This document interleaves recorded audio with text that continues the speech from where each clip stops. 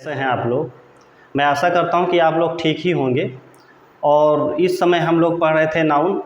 तो नाउन तो पढ़ रहे थे, उसमें से आर्टिकल जो हम पिछले वीडियोज़ में हम पढ़ा चुके हैं, उसमें एक चैप्टर जो था रेपिटेशन ऑफ आर्टिकल जो था, रेपिटेशन ऑफ आर्टिकल जो था वो छूट गया था। वो किसी मेरी गलती की वजह से थोड़ा सा ध्यान नहीं दे पाया, तो रेपिटेशन ऑफ आर्टिकल छूट गया था, तो उसके लिए सॉरी। और इसीलिए आज मैं ये वीडियो बना रहा हूँ। रेपिटेशन ऑफ आर्टिकल का है कि आर्टिकल को दोहराने से या एक बार आर्टिकल लगाने से सेंटेंस के ऊपर क्या प्रभाव पड़ता है, ये हम लोग देखने जा रहे हैं। तो चैप्टर का नाम है रेपिटेशन ऑफ आर्टिकल। अगर हम सेंटेंस के अंदर दो आर्टिकल लगा देते हैं तो क्या मतलब हो जाता है, अगर सेंटेंस के अंदर एक ही आर्टिकल लगाते हैं तो सेंटेंस का क्या मतलब हो जाता है। पहला रूल आपके सामने है, जैसे लिखा, जब दो एडजेक्टिव एक ही नाउन को क्वालिफाई करें।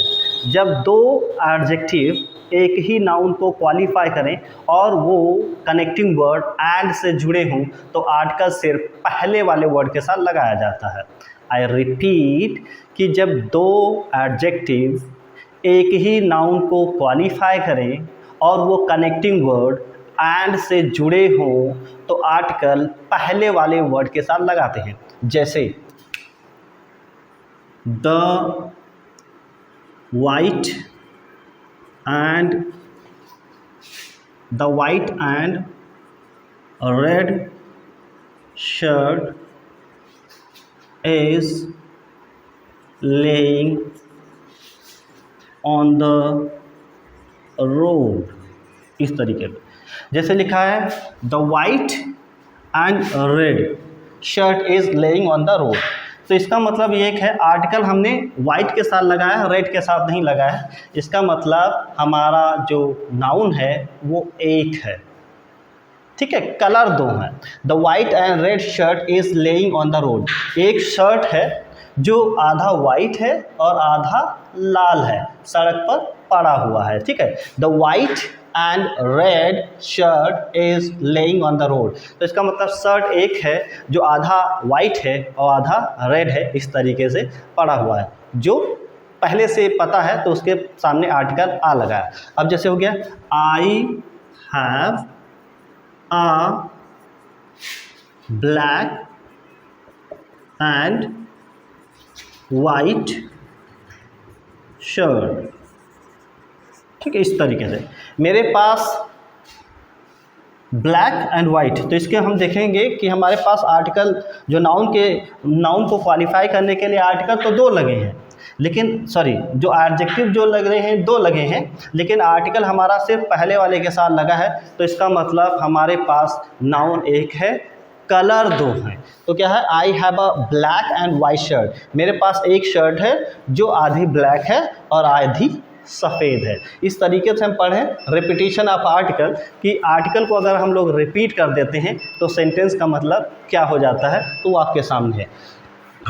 रूल ये था कि जब दो एडजेक्टिव एक ही नाउन को क्वालिफाई करें और वो कनेक्टिंग वर्ड एंड से जुड़े हों तो सिर्फ पहले वाले एडजेक्टिव के साथ आर्टिकल लगाते हैं। जैसे the white and red shirt is laying on the road, यहाँ पे शर्ट एक है कि एक शर्ट यहाँ पे एक है, मतलब सफ़ेद और लाल जो शर्ट है वो सड़क पर पड़ी हुई है। और यहाँ पर मतलब है I have a black and white shirt, मेरे पास एक शर्ट है जो आधी काली है आधी सफ़ेद है, इस तरीके से, ठीक है। और दूसरा रूल क्या है वो मैं आपको अभी बताता हूँ।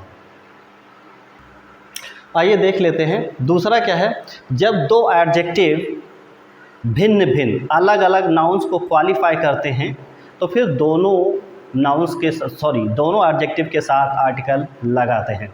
जैसे मैं फिर से रिपीट कर रहा हूँ कि दो एडजेक्टिव हैं और वो अलग अलग नाउन को क्वालिफाई कर रहे हैं तो फिर हम आर्टिकल दोनों के साथ लगाते हैं और वो प्लूरल नंबर में बन जाता है, वर्ब भी प्लूरल लगती है, ठीक है। इस तरीके से जैसे the red and the white flower are laying under the tree, under the tree, ठीक है, कि एक लाल मतलब लाल और सफ़ेद फूल जो हैं वो पेड़ के नीचे पड़े हैं। यहाँ पे लाल फूल अलग है और सफ़ेद फूल अलग है। अगर आर्टिकल हम दोनों के साथ लगा देते हैं तो फिर ये अलग अलग चीज़ों को सिग्निफाई करता है। द रेड मीन्स लाल वाले फूल और द वाइट मीन्स सफ़ेद वाले फूल पेड़ के नीचे पड़े हुए हैं। और यहाँ पे क्या लिखा है, I have a black and white shirt. यहाँ पर मतलब यह है कि मेरे पास एक काली शर्ट है और एक सफ़ेद शर्ट है। अगर दोनों के आगे आर्टिकल लगा दोगे तो इसका मतलब दो अलग अलग चीज़ें हो जाएंगी। आर्टिकल एक के सामने लगाओगे तो चीज़ एक, कलर दो। अगर दोनों के सामने आर्टिकल लगा दोगे तो चीज़ दो हो जाएंगे। इसका मतलब आई हैव अ ब्लैक कि मेरे पास एक काला शर्ट है एंड अ वाइट शर्ट और एक सफ़ेद शर्ट है। ठीक है, अगला रूल क्या है वो मैं आपको भी बता रहा हूँ जी। रिपीटिशन का जो अगला रूल है वो आपके सामने है।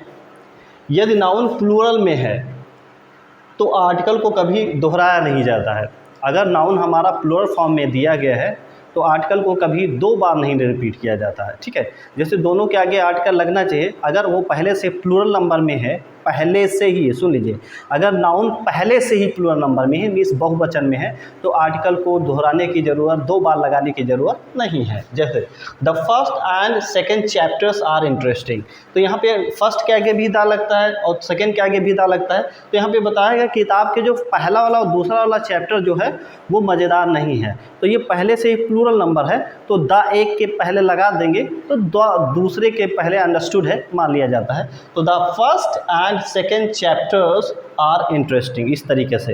हाफ के बाद हमेशा एन आता है, हाफ के बाद हमेशा एन आता है। जैसे I have been waiting for you for half an hour, हमेशा एन आता है। और अगर वो रहेगा तो आ भी आ सकता है, अगर कॉन्सोनेंट रहेगा तो आ भी आ सकता है, लेकिन ज़्यादातर एन आता है कि I have been waiting for you for half an hour, कि मैं आपका आधा घंटा से इंतज़ार कर रहा हूँ। ठीक है, अब जैसे आधा किलो है तो हो जाएगा हाफ आ किलो, तो इस तरीके से है, तो कोई ज़रूरी नहीं आ भी आ सकता है। ठीक है, अगर कॉन्सोनेंट साउंड है तो आ भी आ सकता है।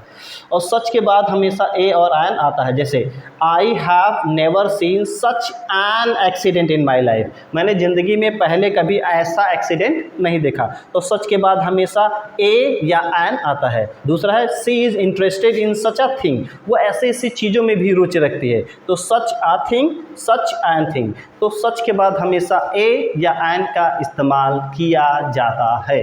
नेक्स्ट है जैसे एडजेक्टिव के पहले सो हो, यदि एडजेक्टिव के पहले सो हो तो एडजेक्टिव और नाउन के बीच ए एन का इस्तेमाल किया जाता है। जैसे Halku had no sleep in so cold a night. ठीक है, आपके सामने लिखा है कि एडजेक्टिव के पहले अगर सो है तो एडजेक्टिव और नाउन के बीच में ए और एन का इस्तेमाल किया जाता है कि हल्कू had no sleep in so cold a night, कि हल्कू जो है इतनी ठंडी रात में सो ना सका। ठीक है, अगर आपको मेरे वीडियोज़ अच्छे लग रहे हैं तो प्लीज़ सब्सक्राइब माई चैनल और ज़्यादा से ज़्यादा वीडियोज़ को अपने दोस्तों में शेयर करें। ठीक है, लाइक करें, कमेंट करें और ज़्यादा से ज़्यादा शेयर करें। मिलते हैं कल एक नई वीडियो के साथ, तब तक के लिए goodbye and thank you.